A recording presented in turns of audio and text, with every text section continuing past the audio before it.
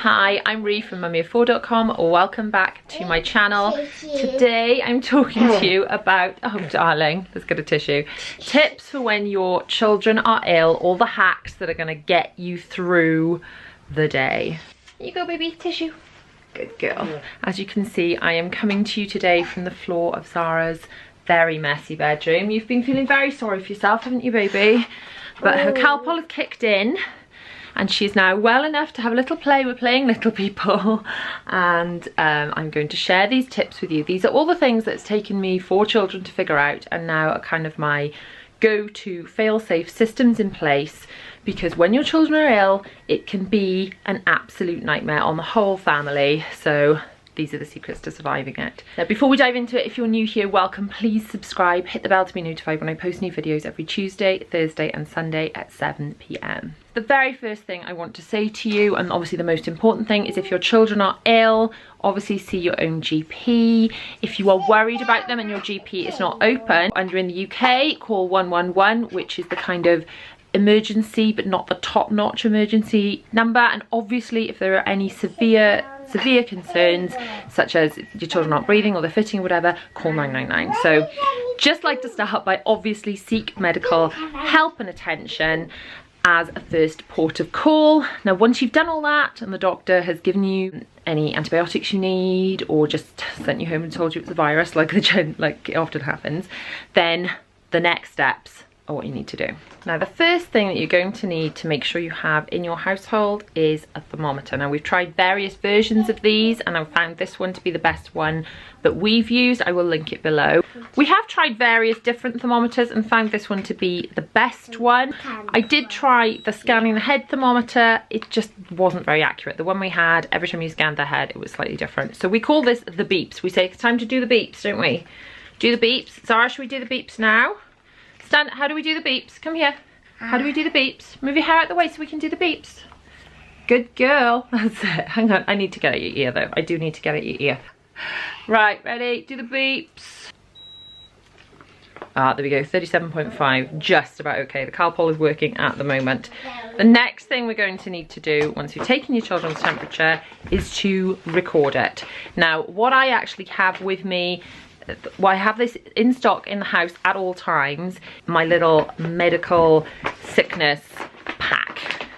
And I'm going to share everything that's inside this thing. Now, this is obviously kept out of reach of the children, but it is always kept somewhere where I know where to grab it. My husband knows where it is, and when any of them are ill, we reach for it immediately. So inside this, we have the thermometer, but we also have medication records. These are printables. I will link these below, that you can download these and print these yourself, and they are just for you to record the time that your children have had medication, what they've had, the dose of it, and the time that they've had their temperature taken, what the temperature was. It's a really good way for you to remember, because if you are tired because you have been up all night with a sick child, you are not going to remember exactly how warm they were or what time they last had medication or which one they even had. So make sure it's all written down. It's also really good if I know that I've given something to my children and then my husband can grab this and he can see what they've had and we're both on the same page. Oh darling, clearly your Calpol's working at the moment. You do have to excuse the sort of very rough and raw nature of this video, but we're dealing with an unwell child, and while she's happy for a minute, we're sitting on the floor in the mess. So these are some of the essential bits in my pack. I always keep plain ones of these, and I also keep the older versions of them so I can see when they really were last ill and kind of see if there's any pattern to it. They're also really handy to grab if you are going to the doctor, because they will ask you all sorts of questions about how they were and what their symptoms were, and you can just grab this sheet, take it with you, and you've got all the information right there without having to rely on your sleep deprived brain. Oh, the other thing I have in my kit, of course, in this pocket wallet, is a pen for writing on the medication chart. So that is absolutely essential. You keep a pen in the pack at all times so you are able to write down the results. So also in this pack we have medication. Now this is I've got one Calpol, which is paracetamol based, and one Nurofen, which is medicine, which is ibuprofen based. You always need to read the label, you need to make sure it's age appropriate and check with your doctor and all that stuff. But basically, if my children have got fevers, and I know William, my second son, did used to suffer with febrile convulsions, which were really, really scary.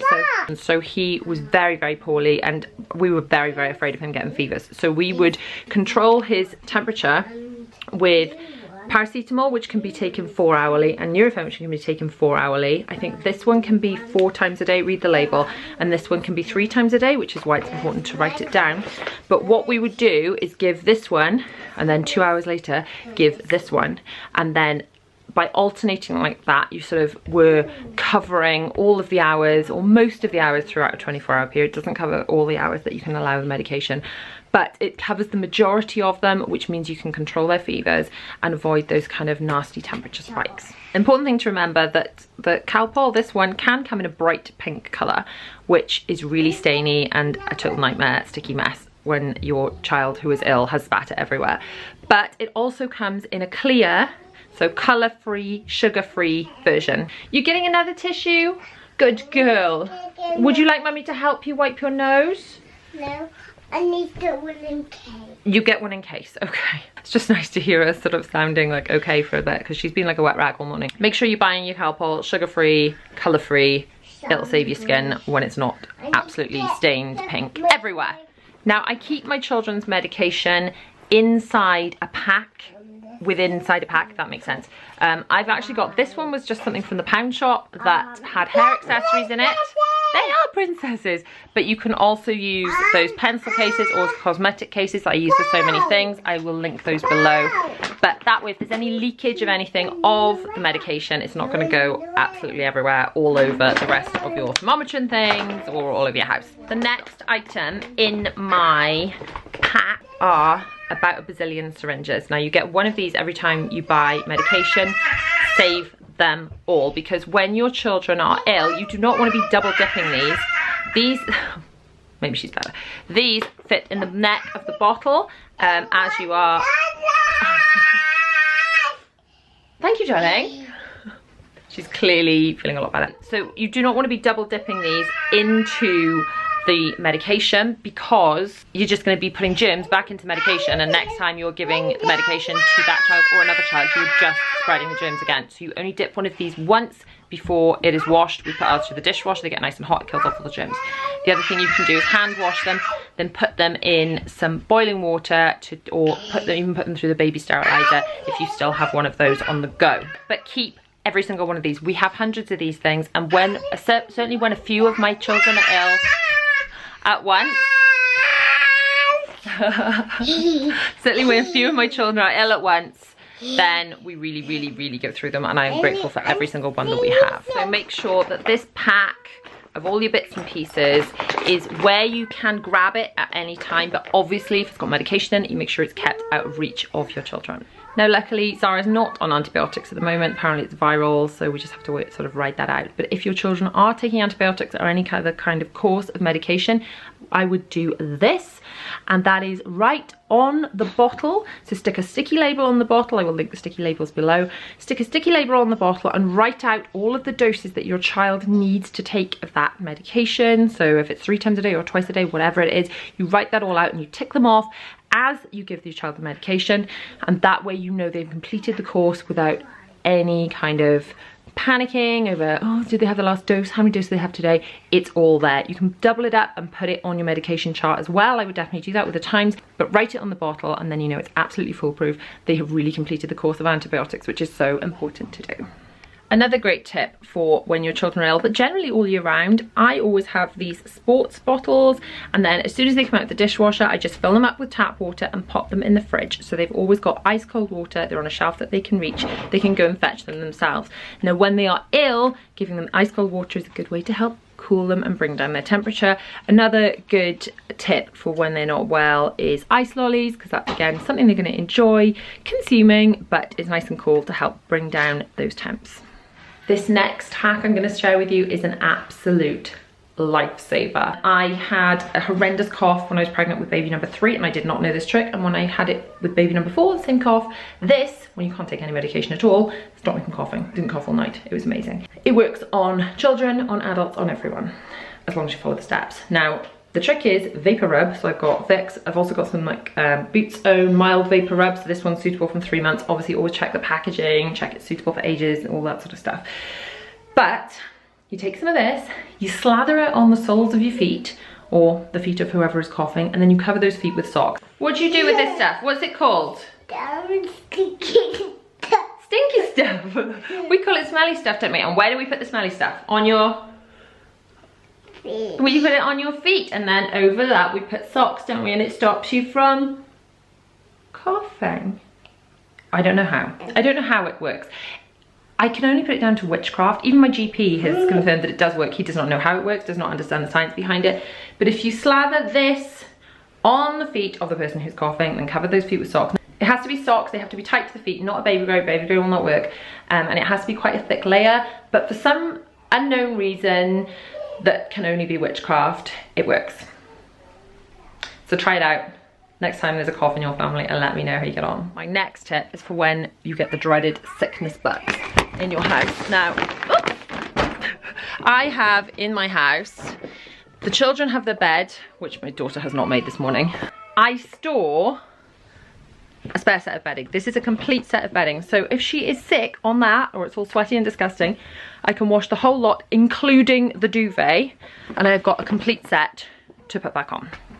Now, as a caveat to this, when my children are sick and I feel like they're going to continue being sick, I do switch up duvets for blankets and towels.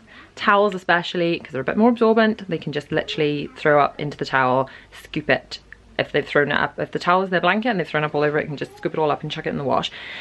And then there is less washing than duvets, but if they're absolutely adamant on, you know, it's got to be a duvet if your house is colder, then make sure you have a complete spare one. It's easier when it comes to wash day anyway. Strip that off, chuck it all in the wash, put the fresh one straight on. Easy and done.